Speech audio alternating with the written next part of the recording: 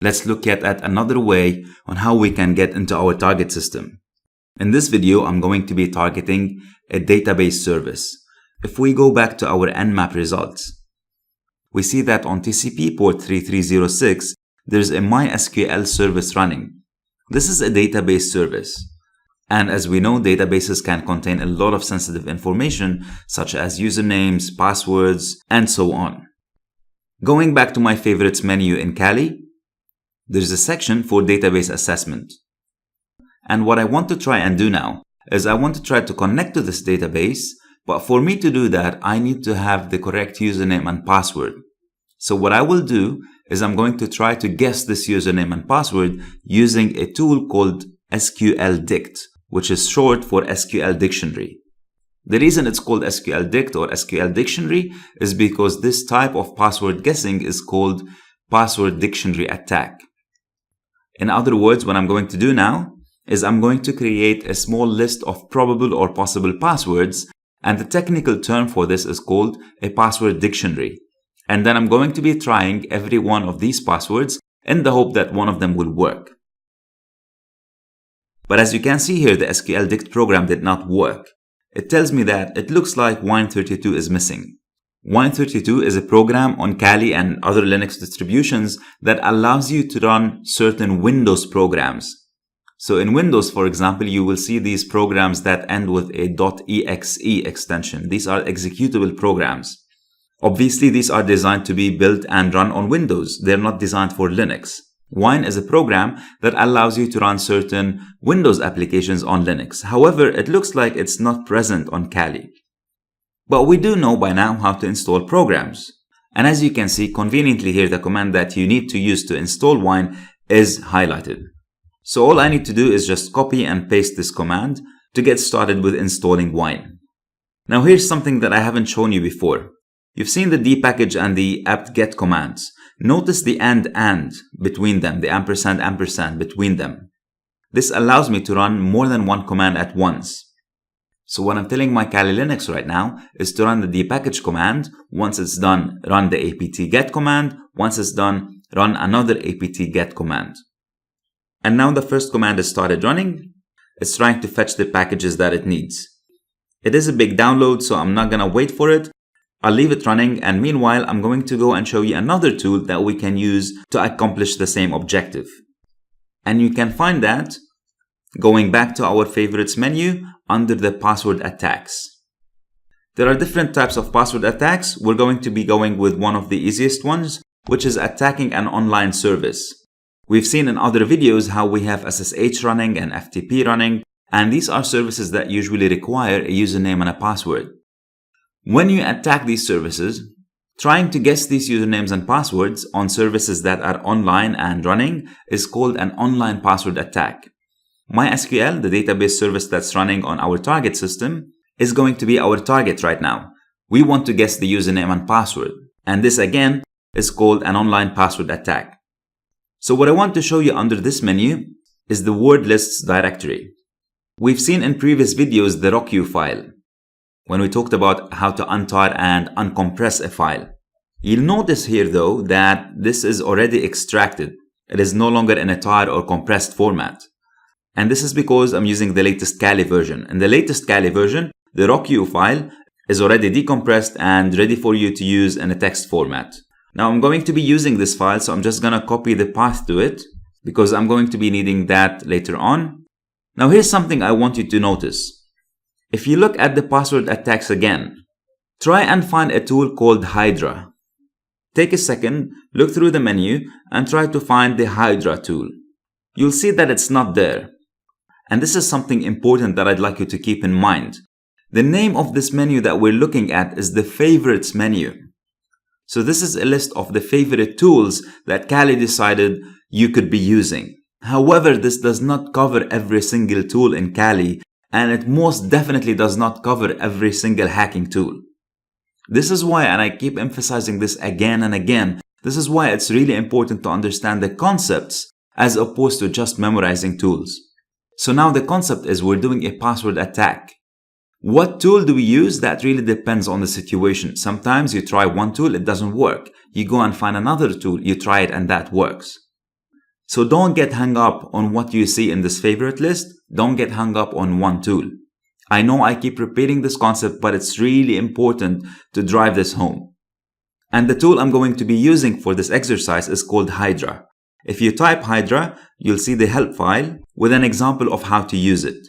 Now, like I said, to be able to do the password guessing, I need a password dictionary or a list of probable passwords. So I went and did a quick research on the top worst passwords of all time. There's a list on Semantic of the top 500 worst passwords. I'm just gonna go ahead and take the top 50. I'll copy those, and now I need to create my file. I'm going to create a temp file using nano, and I'll paste the copied text. You see all these areas highlighted in red? This is a tab delimiter. These are all areas that are done using the tab key. Now in this format, as you can see, the file is of no use to me. What I need to do is I need to create a list of all these words one after the other, without the tab delimiter, without it being in different columns, and obviously without the numbers on the far left as well. So how do I do that? We go back to the commands that we learned in the previous sections. I'm going to cat the file so you can see the output on the screen. So this is what it looks like right now. I need to figure out a way to reorganize this file. So I'm going to pipe the cat command into the cut command, and I'm going to use a delimiter of tab. Now notice here that I'm using the $sign. You might be thinking, but Tariq, you didn't tell us how to use the $sign, and why is this appearing here for the first time? Again, I cannot really possibly teach you every single command and every single option of every command. What you need to know here is that you want to use the tab delimiter to cut the text out. You go do a very quick search and you'll find out how to use that. So again, to use the tab delimiter, I need to precede it with the $sign and the -F for field 2. And when I hit enter, I get a nice long list of all the possible passwords that I'm going to try. Now, obviously, this is the output on the screen, so I need to save this in a file. I'm going to be using the redirect command and redirect the output to a text file I'm going to name worst-50. You might have noticed here that I did not put an extension at the end of the file, so I did not name it .txt, for example, or .doc, because Linux treats every file as a text file, so it can automatically read the content of the file. Let me do a final edit. I'm going to be removing the top password because this is useless to me, and I'm doing that using the Ctrl-K shortcut that we saw in Nano. And towards the end, I'm just gonna hit enter because I want to add a blank password. So this new line here represents a blank password. If somebody is trying, for example, the username admin and no password, this is what it represents. Now let me go back and check very quickly on the installation of Wine. It's waiting for some input. Here we go. And it's continuing. All right, let me go back to my Hydra tool. You can see here the example of usage. I'm just going to copy the same example. I'll type Hydra -L root. This tells Hydra that I want you to target the root username, because when we're doing password attacks, half of the battle is using the correct username. It does not matter if you have the right password if you don't have the right username. You can't log in still. So the first thing that I want to do is I want to set the username. And because I know I'm targeting a Linux system, I'm guaranteed to have the root user present on that system. So now that I set the username, I'm going to type -P and the name of my password dictionary file. Then I need to specify what service I'm targeting. Am I targeting FTP? Am I targeting SSH? In this case, I'm targeting the MySQL service. And the format that Hydra accepts is : / and the IP address of the target. I'll hit enter, and you can almost immediately see that Hydra found one password successfully. Here's a bit of reporting. So 51 login tries were done, and here's the login that was found. You notice that there was no password reported here, meaning that the password that was found was the blank password. Let me go back and double check on my Wine installation. Again, it needs another input. Let me hit enter, and here we go. Now, I have the username and the password to log into the MySQL database. With FTP, we learned that we need an FTP client to log in. So something like FileZilla, for example. With SSH, we need an SSH client to log in. So in Windows, we used PuTTY. On Linux, we use the SSH client. With MySQL, we need a MySQL client to log in. Again, you might have said, but Tariq, you didn't tell us about what client to use. And again, I'm going to repeat the same thing. I cannot possibly tell you how to interact with every single service out there. You need to do a little bit of research on your own. In this case, however, I am going to tell you. In Kali, all we need to do is type MySQL -u for the user and root, because this is the user that we want to use to log in, -p, I'll leave that as blank, and -h for host, the IP address of the host or the target that I'm trying to connect to. I get prompted to enter the password. We know by now the password is blank, so I'm just gonna hit enter, and here we go. Look how the prompt has changed. Now I'm interacting with the MySQL database. Awesome. So now we're in. I'm gonna give you a crash course on SQL. If you have never interacted with an SQL database before, there are certain graphical clients that you can use, which can look a lot prettier than what we're doing right now. But for now, because we're already logged in, I'm going to give you a quick crash course with some simple commands that are very easy to understand. So for example, I want to see what databases are present on that MySQL server. There might be more than one database.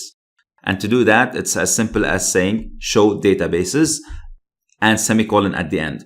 Don't forget the semicolon, because that tells the MySQL that this is the end of the command. If you do not use the semicolon, you do not close the command, the MySQL client will just sit there waiting for you to do something. And I hit enter. And as you can see here, we have more than one database. I'm just gonna go ahead with the first one, the DVWA. The information schema, by the way, is a database of the database. So it's, without going into a lot of details, it's a database that contains information about the other databases. So that's something that you will always see. It's not very interesting for us to look at it right now.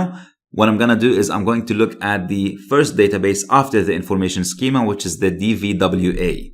And to do that, it's as simple as typing use DVWA semicolon and enter. So I would like to see what tables we have. And to do that, I type show tables semicolon and enter. We have two tables here, guestbook and users. Users looks interesting because that might have usernames and passwords. So I'm going to tell the database to please show me everything in the users table. And to do that, I'm going to type select star. Star here is a wildcard that we saw before in previous videos. And it's a wildcard that means everything. So effectively what I'm typing is select everything from the table name, which is users, semicolon and enter. And here we go. This is what we have in the users table. We have the user ID, first name, last name, user, password, and avatar. So we actually have users and passwords. This is awesome. This is what stolen credentials look like. If you've heard about the big breaches that happened, for example, to LinkedIn, to Yahoo, to all these big companies, what happens is that attackers get in, get to a database somewhere, they find a list of users and passwords and dump all of these users and passwords, steal them, and they put them online. Now, you might have noticed that the passwords here don't look exactly like the normal passwords that we see. There's 5 of them, and they all are the same length, and they look pretty random. This is what is known as a hashed password. In other words, and I'm not going to be technically correct 100% here, so for the techies out there, don't get too hung up on what I'm going to say next. This is what an encrypted, let's say, password looks like. It's not exactly encryption, but for the sake of simplicity and easiness, let's assume this is encryption. This is what an encrypted password looks like. So if you take this password as is, the first one, for example, the admin password that starts with 5F4DCC, etc. If you take that as is and try to log in as admin using this password, it will not work. Because this isn't the actual value of the password. This is a hidden value of the password. So what the criminal hackers do is that they get their hands on these encrypted or hashed passwords and they try to crack them. So they try to get the actual password out of this obfuscated text. The ROQ file that I've shown you earlier originated from exercises like this. So criminal hackers got into a website, they dumped millions of password hashes, and they reversed them. They found the actual value, the plain text value of these passwords. If this sounds confusing, don't worry too much about it. We get into a lot more details about this in more advanced courses. For now, what I'd like you to take away from this is that we managed to log into the MySQL database. We found a list of usernames and a list of hashed passwords, or if you want to call it encrypted for now. So now what would be the next step for you as a hacker? You can do one of two things. Now you have a list of usernames. And remember what I told you in password guessing, half of the battle is won by getting the correct usernames. Now you have 5 new usernames. So you could either go ahead and try these usernames with another password attack using Hydra or a similar tool, or if you're feeling more adventurous, you can try and reverse these obfuscated passwords and get the actual password value out of them. I'm not going to show you how to do that. This is going to be your mission for this section. But before I tell you what your mission is, let me very quickly check on the Wine installation and see where it's at. Brilliant. Now it looks like it's ready. So now I can execute the SQL dict. And here we go. It wants a target IP address, a target account, obviously, which is the username, and a password list. Now look at this. If I click on this button here, you could see that it looks like a Windows application. If you click at the drop-down menu, you see desktop, my computer, so on and so forth. So it is actually a Windows application that we managed to run now on Kali. I'm not going to go ahead and run this. Let's go back to your mission. Your mission for this section. If you're feeling a little bit adventurous, try and crack these password hashes. In other words, try to get the actual password value out of these obfuscated long strings of text. There are 2 ways for you to do that. One, it could be as simple as pasting this text value in Google and see if somebody else has done the work for you and they found the password for you. That usually works if your target is using a common password. Or 2, use a tool in Kali that does that for you. The name of the tool that we usually use is called John the Ripper. So go ahead, give that a try, and when you're ready, let's move on to the next section.